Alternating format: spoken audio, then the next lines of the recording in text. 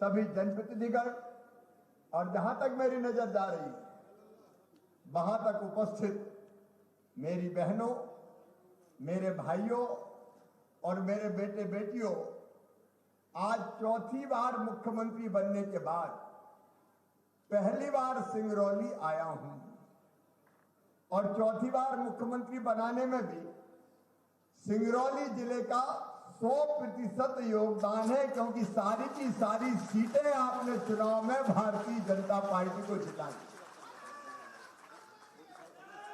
और इसलिए आज मैं दोनों हाथ जोड़ के, क्योंकि मेरे लिए मेरी जनता ही भगवान है भाई साहब, बात अपनी भगवान अपनी जनता, और इसलिए आज अपनी इस भगवान को केवल हाथ जोड़ के नहीं, घुटना टेक के और यह शीश झुका के प्रणाम करूंगा और आपका आभार व्यक्त करूंगा।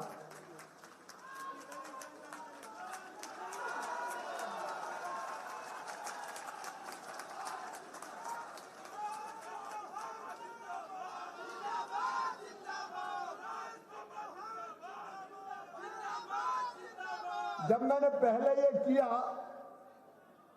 तो कांग्रेस के लोगों ने कहा ये तो घुटना टेक मुख्यमंत्री है। मैं कहना चाहता हूं, जनता के सामने एक बार नहीं 1,00,000 बार घुटना टेकेगा शिवराज सिंह चौहान, क्योंकि अपनी जनता के लिए हूं मैं, जनता के लिए फूल से ज्यादा कोमल, लेकिन गुंडे, बदमाश, दुष्टों और माफियाओं को के लिए वज्र से ज्यादा कठोर हूं।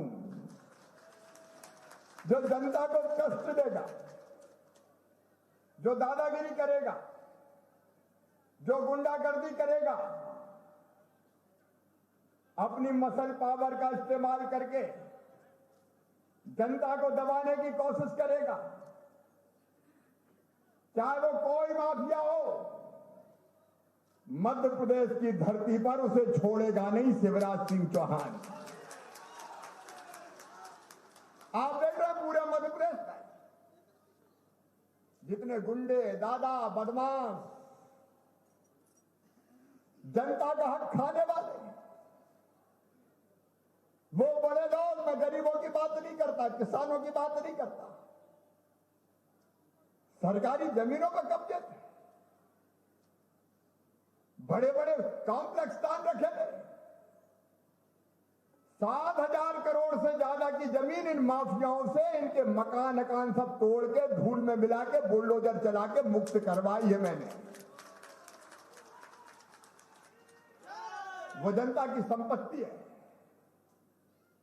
जनता की संपत्ति लूटने की इजाजत किसी को नहीं दूंगा।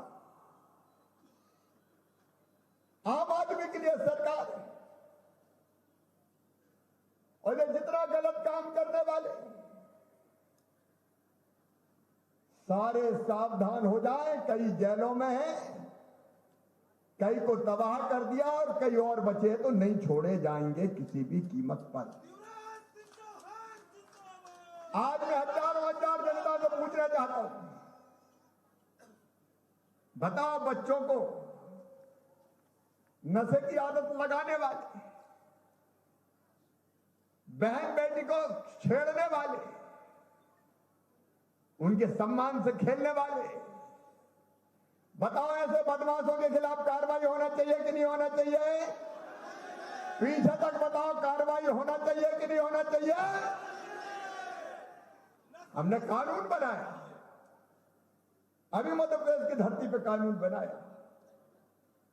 आज मैं आपको बताना चाहता हूं, हर साल 7-8 हजार बेटा, विशेषकर बेटियां गायब होती है मध्य प्रदेश में। हमने कानून बनाया है, मां बेटी के सम्मान से खेलने वाले, उनके खिलाफ कानून बनाए। बहका के, फुसला के, डरा के, धमका के उनकी जिंदगी तबाह करने वाले,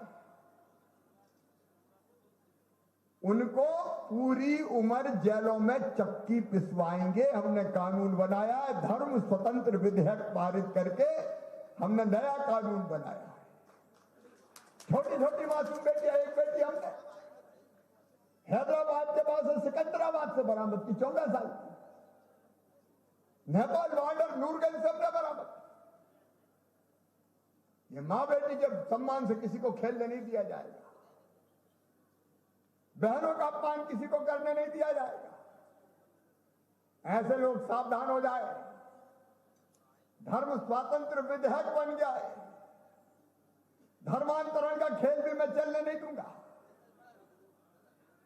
मेरी बहनों और भाइयों, मिलावटखोरों के खिलाफ हमने कानून बनाया। जनता को जहर बेच रहे हैं, दूध में मिलावट, मिर्ची के पाउडर में मिलावट, सड़े आलू का चिप्स बना के एसिड डाल के चिप्स बना रहे थे, खाने पीने की चीजों में मिलावट। ये मिलावट नहीं, जनता की जिंदगी में जहर घोल रहे हैं। और ये ऐसा धीमा जहर देने वाले मध्य प्रदेश की धरती पर छोड़े नहीं जाएंगे। उनके खिलाफ भी अभियान चल रहा है। इंदौर में खतरनाक ऐसे सड़े आलू, उनमें एसिड डाल के चिप्स बनाए जा रहे थे। मैंने कहा तोड़ दो फैक्ट्री, चिंता मत करो। तोड़वा दिया, बुलडोजर से हटवाया। ये मिलावटखोर नहीं बचेंगे। शराब माफिया, ये नशे के सौदागर बच्चों की जिंदगी से खेलते हैं। इंदौर में हमने बड़ी मात्रा में ड्रग्स पकड़ी, गोली। नए नए बच्चों को ड्रग्स की आदत लगा देते हैं और नशे की आदत उनकी जिंदगी तबाह और बर्बाद कर देती है। ऐसे जितने आरोपी हैं, इन सबको किसी कीमत पर नहीं छोड़ा जाएगा। यह अभियान पूरा मध्य प्रदेश की धरती पर चल रहा है और इसलिए मैंने कहा जनता के लिए दंडवत करूंगा भाई, लेकिन बदमाशों को नहीं छोड़ूंगा। मेरे बहन और भाइयों, आपकी सरकार है, 1.25 साल दूसरी सरकार नहीं, पूरे प्रदेश पर तबाही मचा दी थी। मामा क्या चला गया, पूरे प्रदेश को लूट लिया उन्होंने। 1.25 साल का वनवास हो गया था मुझे। हमने तो सोचा कि 5 साल बाद ही आएंगे, लेकिन पता नहीं क्या चमत्कार हुआ, मामा 27 साल में वापस आ गया। अच्छा, 1.25 साल मामा की याद आई कि नहीं आई? अरे जोर से बताओ, आई कि नहीं आई? कांग्रेस की सरकार ने, कमलनाथ एंड कंपनी ने, दिग्विजय एंड कंपनी ने मध्य प्रदेश को दलालों के अड्डे में तब्दील कर दिया। वल्लभ भवन दलालों का अड्डा बन गया। दिन भर केवल नोट गिनने का काम करते थे, जनता के हकों पर डाका डाला, विकास के काम ठप्प कर दिए गए। मेरे बहनों और भाइयों, मैं तो कोरोना में मुख्यमंत्री बना। कोरोना में मैं जब बना तो कोरोना आ गया। अब मैं वल्लभ भवन गया शाम को 8 बजे, शपथ ली 9 बजे, और मैंने अफसर बुलाया और बुला के पूछा, भाई कोरोना से निपटने की कोई तैयारी है क्या? बोले सर कोई तैयारी नहीं है। मैंने कहा मुख्यमंत्री ने कोई मीटिंग करी क्या? बोले कोई मीटिंग नहीं करी। इंदौर में एक मीटिंग जरूर करी थी, आईफा की मीटिंग। आईफा, कोरोना की चिंता नहीं थी, सलमान खान के संग घूम रहे थे, कोई तैयारी नहीं थी निपटने की। लेकिन आपके सहयोग से मेरे बहनों और भाइयों, आज मैं गर्व के साथ कहता हूं, मध्य प्रदेश की जनता के सहयोग से मध्य प्रदेश में कोरोना को अनकंट्रोल नहीं होने दिया। और अब आज तो प्रधानमंत्री जी का अभिनंदन करते हैं हम। ये तो संजीवन बूटी लेके आ गए मोदी, कोरोना की वैक्सीन, और इसलिए अब कोरोना को खत्म करने की दवाई आ गई है, वैक्सीन। आज से टीकाकरण का अभियान शुरू हो गया है। मोदी जी के नेतृत्व में कोरोना की लड़ाई जैसी भारत ने लड़ी वो अद्भुत और अभूतपूर्व है। जनता कर्फ्यू, थाली ताली, रोशनी करो, फिर लॉकडाउन। अभी कांग्रेस के लोग, राहुल बाबा एंड कंपनी, उनकी मोदी जी की आलोचना करते हैं। अरे लॉकडाउन नहीं लगता तो बच पाते क्या? कोई व्यवस्थाएं नहीं थी। लॉकडाउन के कारण व्यवस्थाएं बनाने का हमें मौका मिल गया और आज से कोरोना की वैक्सीन का टीकाकरण शुरू हो गया। मेरे बहनों और भाइयों, पहले चरण में यह टीका लगेगा डॉक्टर, नर्स, पैरामेडिकल स्टाफ, क्योंकि वो हमारी जिंदगी बचाने के लिए काम करते हैं, उनको लगेगा। दूसरे चरण में सुरक्षा बल, पुलिस वाले, नगर निगम, स्वास्थ्य कर्मी, उनको लगेगा। और तीसरे चरण में आम जनता को कोरोना का टीका लगाना शुरू कर दिया जाएगा। अब इस बीमारी को खत्म करना है। लेकिन कोरोना के टीका का मतलब नहीं कि आज टीका लगा और कल पहलवान हो गए। 2 डोज लगेंगे, एक लगेगा उसका 28 दिन के बाद दूसरा, और उसके बाद भी 14 दिन बाद एंटीबॉडी बनेगी। तब तक मास्क ही उपाय है। इसलिए हाथ जोड़ के प्रार्थना कर रहा हूं, मास्क लगाना मत छोड़ना। मास्क जरूरी है, लेकिन कोरोना की लड़ाई भी आपके आशीर्वाद से सफलता के साथ लड़ी। मोदी जी को धन्यवाद देता हूं। मोदी है तो मुमकिन है, मोदी जैसा कोई नहीं।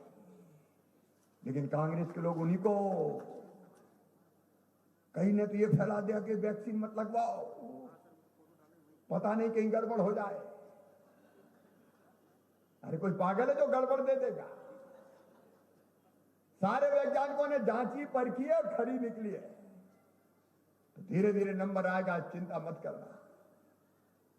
लेकिन मेरे बहनों और भाइयों, उस काल में भी आपको याद होगा, 1 रुपया किलो गेहूं चावल देने के साथ साथ गरीब को हमने फ्री में भी गेहूं और चावल देना शुरू किया था कोरोना काल में, नवंबर तक। करोड़ों करोड़ गरीब बहनों और भाइयों, मुफ्त में राशन मिल जाए, कोरोना का इलाज मिल जाए, किसानों के खाते में पैसा पहुंच जाए। मेरे किसान भाइयों, भारतीय जनता पार्टी आई है, इसलिए गौड़ परियोजना पे का जल्दी काम प्रारंभ करके किसानों के खेतों में पानी पहुंचाने का अभियान चलाने का हमने संकल्प लिया है। सांसद जी, मेरे विधायक साथी कुंवर सिंह जी और सुभाष जी और अमर सिंह जी सब बैठे हैं, रामलल्लू जी तो हैं ही शहर के। लेकिन उस समय कांग्रेस ने क्या किया? विकास के सारे काम ठप्प कर दिए, योजनाओं पे काम बंद हो गया। लेकिन हमने, जब मैं मुख्यमंत्री बना 23 मार्च को, तो पता चला कमलनाथ जी ने तो किसानों के फसल बीमा योजना के प्रीमियम की राशि जमा नहीं करी, 2200 करोड़ रुपया वो ही खा गए। हमने सबसे पहले 2200 करोड़ रुपया जमा करके 3100 करोड़ किसानों के खाते में डलवाए। फिर 19 और 20 के रबी और खरीफ के फसल बीमा योजना का पैसा जमा करके प्रीमियम का 4600 करोड़ रुपया खाते में डलवाए। आरबीसी 6000 की राशि हमारे प्रधानमंत्री नरेंद्र मोदी जी 6000 रुपया किसान सम्मान निधि के देते हैं। कांग्रेस ने उनकी सूची नहीं भेजी, मैंने उनकी सूची भिजवाई प्रधानमंत्री जी को बनवा के किसानों की। लेकिन जब सूची बना रहे थे तो मन में विचार आया कि शिवराज तू भी चौथी बार बन गया रे, 4000 तू भी डाल दे। तो 6000 के साथ 4000 और जोड़ के 10000 कर दिए। गरीबों, किसानों, कोई कसर कोरोना काल में नहीं छोड़ी। और आज जब आया हूं सिंगरौली, मुझे तो इतनी बड़ी सभा की कल्पना नहीं थी। मैं तो इसके लिए आया था कि नगर के विकास की योजना और जिले के विकास की योजना बनवाएंगे। लेकिन यहां तो जल समुद्र उमड़ा हुआ है। और इसलिए मेरे सिंगरौली जिले के बहनों और भाइयों, एक तो मैंने कहा था जिला बनाते समय कि सिंगरौली को सिंगापुर जैसा बनाया जाएगा। अब काम तेजी से जारी है, सिंगरौली बैठन बदल रहे हैं, बाकी कस्बों को भी नहीं छोड़ेंगे। बरगवा से लेकर जितने आसपास के, उनका भी विकास होगा। लेकिन अकेले सिंगरौली में 873 करोड़ रुपए की योजना आज विकास के लिए हम स्वीकृत कर रहे हैं ताकि सर्वांगीण विकास हो सके। यहां बाईपास, यहां खेल के मैदान, यहां सीवेज के पानी का सिस्टम, यहां सॉलिड वेस्ट मैनेजमेंट, यहां पिकनिक स्पॉट, यहां पार्कों की स्थापना। और सुन लो मेरे गांव वाले बहनों भाइयों, 2 साल के अंदर मेरी बहनों किसी गांव में हैंडपंप से पानी नहीं भरने दूंगा। पाइपलाइन बिछा के घर में नल लगा के नल का पानी घर घर में देंगे। बताओ, नल का पानी आना चाहिए कि नहीं घर में? अब बहने कब तक हैंडपंप में पानी भरे रहे? अगर बेटों से तो कोई भरवाता नहीं पानी, बेटी से कहते जा पानी भरला। अब मेरी भांजियों को पानी नहीं भरने देंगे। और ले कई गांव की आज जल निगम की नल जल योजनाओं का भी हमने यहां शिलान्यास किया है, लेकिन हर एक गांव में आएगा मेरी बहनों। अभियान हम शुरू कर रहे हैं, पीने का पानी हर घर में नल के द्वारा। और पीने के पानी के साथ साथ 2024 तक, अभी मैं गया था सिंगरौली में, 504 मकान की चाबी मिली आज गरीब बहनों और भाइयों को। रोटी, कपड़ा, मकान, पढ़ाई लिखाई, दवाई और रोजगार का इंतजाम ये सबके लिए चाहिए। रोटी के लिए सस्ता राशन, वो गरीबों को लगातार चालू रहेगा। गरीब बहनों और भाइयों की संबल योजना, दिग्गी राजा कमलनाथ तुमने तो बंद कर दी थी रे। क्या बिगाड़ा था गरीब जनता ने? अरे मेरी बहनों और भाइयों, संबल योजना में हमने तय किया था कि गरीब बेटे बेटियों की फीस भरवाएंगे, चाहे वो कोई सी उच्च शिक्षा प्राप्त करे। मेरी बहन बेटा बेटी को जन्म देगी तो जन्म देने के पहले 4,000 और जन्म देने के बाद 12,000, कुल 16,000 रुपया 2 बच्चों तक दिए जाएंगे। अरे कमलनाथ, क्या बिगाड़ा था मेरी गरीब बहनों ने? तुमने तो उनके मुंह से लड्डू तक छीन लिया। अब बहनों फिर से चालू कर रहे हैं, वो योजना फिर से चालू हो रही है। बेटियों की हम शादी करते थे, कमलनाथ जी अकड़ गए, कहने लगे ये शिवराज तो कम पैसे देता, मैं 51,000 दूंगा। अब लोग भी खुश हो गए कि 51,000 मिलेंगे। शादी हो गई, फेरे पड़ गए, बेटी विदा हो गई, ससुराल चली गई, भांजे भांजी भी आ गए, लेकिन कमलनाथ का पैसा नहीं आया। बेटियों को नहीं छोड़ा, उनको धोखा दिया। अब ये कोरोना खत्म हो रहा है, फिर से बेटियों का विवाह का अभियान शुरू किया जाएगा। भांजियों के पैर मामा पूजेगा मेरे बहन और भाइयों। फिर से ये योजना हम चालू कर रहे हैं। एक्सीडेंट में हम मौत होती थी 4 लाख देते थे, वो 4 लाख तुमने बंद कर दिए। सामान्य मृत्यु पर 2 लाख देते थे, वो 2 लाख बंद कर दिए। अंतिम संस्कार के लिए 5,000 देते थे। कमलनाथ जी, आपने तो गरीबों के कफन के 5,000 भी छीन लिए रे।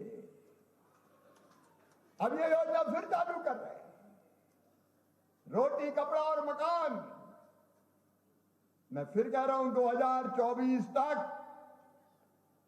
इस पूरी टीम की कोशिश होगी, पूरे सिंगरौली जिले में कोई गरीब बिना मकान के नहीं रहने देंगे। बड़ा नहीं, लेकिन छोटा पक्की छत वाला मकान जरूर मिल जाए। बोलो होना चाहिए कि नहीं? जोर से बोलो, होना चाहिए कि नहीं? उसकी व्यवस्था करेंगे। और मेरे बेटा बेटियों, ये सिंगरौली पावर हब बन रहा है। मैं उन भाइयों को प्रणाम करता हूं जिनकी जमीनें गई है उद्योगों में, और आज मैं कलेक्टर है, कमिश्नर है, कहा है भाई? देखो, रोज समीक्षा करो, विस्थापितों को पूरा हक और अधिकार मिलना चाहिए। उद्योग आए, लेकिन विस्थापितों को भी पूरा हक मिलना चाहिए। इसकी हर महीने समीक्षा करो, उद्योगों के साथ समीक्षा करो, और इसके साथ साथ हर उद्योग में उद्योग लाएंगे, क्योंकि बिना उद्योग के काम नहीं चलेगा। लेकिन स्थानीय बेटा बेटियों को रोजगार मिले इसकी गिनती करना। रोजगार हमारे बच्चों को चाहिए, चाहिए कि नहीं चाहिए?